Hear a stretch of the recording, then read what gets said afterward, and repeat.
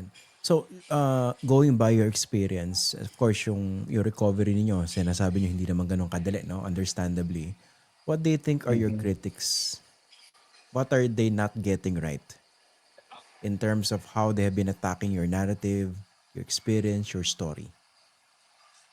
Yung mga kritiko natin, sadly, bulag, nagbubulag-bulagan, kalahati, hindi tao. Ah, isa pa, kulto na hindi na mapasukan ng reason na pinapanalangin ko pa rin na patuloy silang magkaroon ng kakayanan magnilay. No? Isa pa, makinig sa konsensya nila na sana hindi pa bulok at pwede pa mahubog. Pero ang pinaka naisip ko dito, para kasi para akong sumasampal doon sa kampanya ni Duterte na ang adik dapat pinapatay. Eh bakit ito buhay pa? Bakit ito Mm. nakalaya? Bakit ito adik pero nakapagbago at ito pa kumakalinga? I think that's one thing na hindi katanggap-tanggap sa kanila na pwede magbago ang adik, pwedeng mangalinga ang drug addict at yung kanilang sinimulang programa ng war on drugs ay pumalpak sapagkat hindi nila naayos ang problema ng addiction, hindi nila naresolba ang droga at ngayon napapatunayan kaya kinulong hindi kinidnap, ikinulong dahil marami siyang pananagutang problema. So, dito umiikot yung kapikunan, yung wala lang masabi, basta lang makapagsabi, isa pa yan, matagal lang kritiko yan.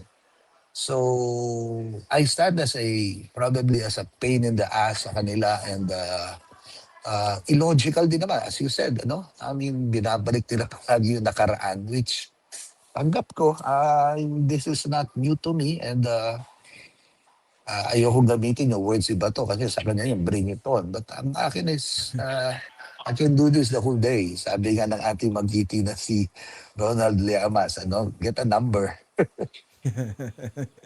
Ibig sabihin, ano, you're not affected a lot by this bashing, this online attacks on you?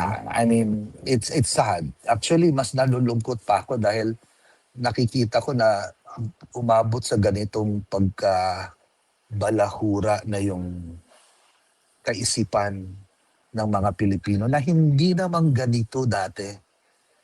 Hindi naman ganito. Noong panahon ni Duterte lang nagkaroon ng ganitong klaseng kabastusan sa bibig, yung garapalang pagbumura. Mm. Ang profile picture, mag-anak.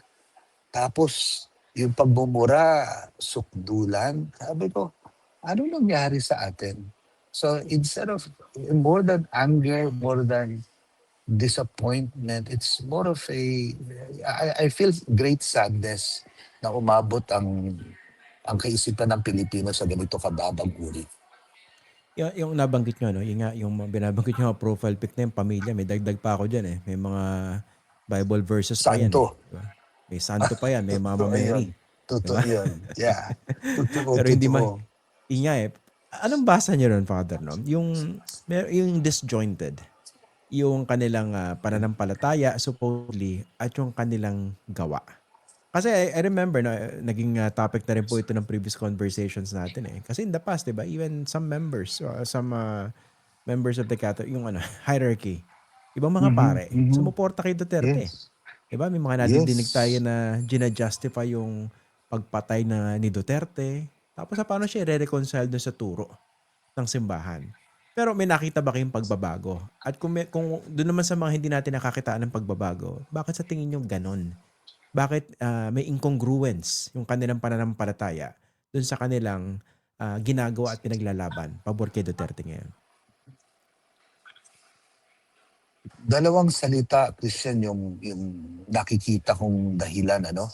The first one would be, ito nasabi ko na sa previous engagements natin, ano, na there is a glaring dichotomy ng pananampalataya at pang-araw-araw na pagsasabuhay ng isang Katoliko, no? O kahit ng isang politiko na sisimba ng Linggo, pero Lunes hanggang Biyernes, sige ang kurakot, no? Another example would be sige ang debosyon, pagdating naman ng eleksyon, doon pa rin sa korap. So, malalim at makapal yung dichotomy na hindi bumabaon na itong Diyos na nagtuturo ng 10 utos, malalim na pagtuturo dito, huwag kang papatay, huwag kang, at ang pagpatay hindi lang sa buhay, huwag kang magnanakaw, huwag mo nanakawin yung katotohanan. Yung dichotomy ay isang bagay that we need seriously to still bridge it. At hindi lang to dichotomy ng pananampalataya, pero ito yung pang-araw-araw na pagsasabuhay ng kung ano yung pinagpapahalagahan ko sa buhay. Another would be yung dumating tayo sa pagiging cultic mentality ng mga taong patuloy pa sumusuporta kay Duterte. Na how do I define a cultic mentality? Hindi na mapasukan at sarado na sa reasoning, na doon na lang siya kung ano yung gusto niya, kahit baluktot, period. At really, madami na ako nakausap kung paano tutugunan ito. Yung isang awardee ko sa Ramon Magsaysay, ang kanilang sa India, taga-India sila, at isa sa problema nila sa India yung edukasyon. Kaya sila nabigyan ng award because meron silang slogan, problema ko ito, komunidad ko ito, parte ako ng solusyon. Doon yung pag-ako that I am part of the problem, this is my country, I am part of the solution. It has to be a holistic na pagkilala sa problema. In the words of Paring Bert, in the last point, yung pambansang dago sa dibdib. No?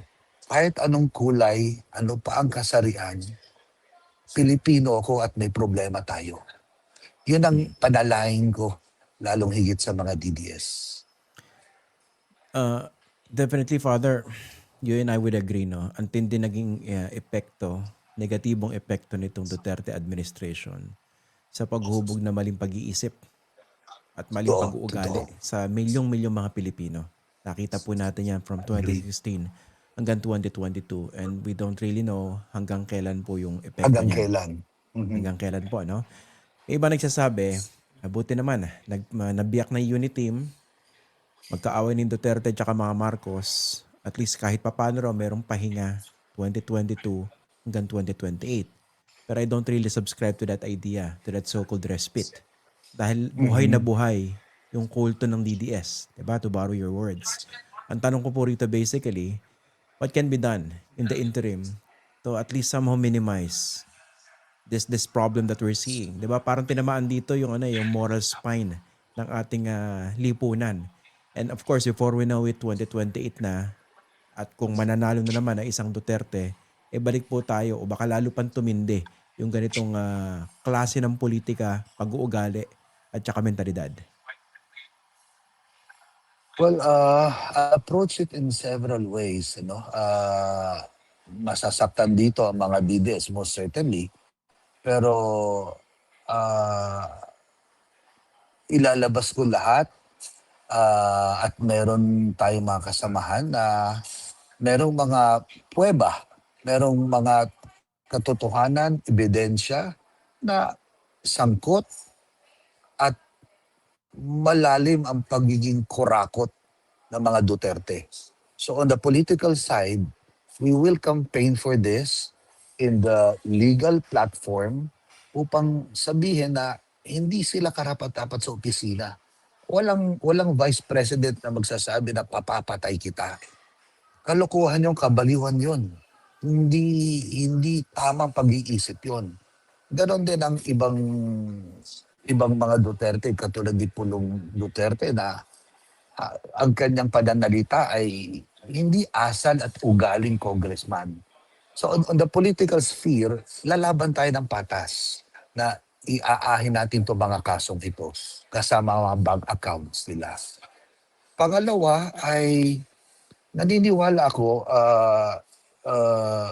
ito kasi medyo hindi sumingit bagkus inabot sa atin tong Ramon Magsaysay Award at naniniwala ako meron ako mas malalim na misyon bukod sa Mm. hindi ko kinikilala yung sarili ko bilang politika, hindi lang aktivista. I would like to help in any way possible to be a bridge of moral conscience and reflection and discernment. Ah, Patuloy akong aabot, kakatok. Kaya nga yung statement ko nilabas ay walang galit doon,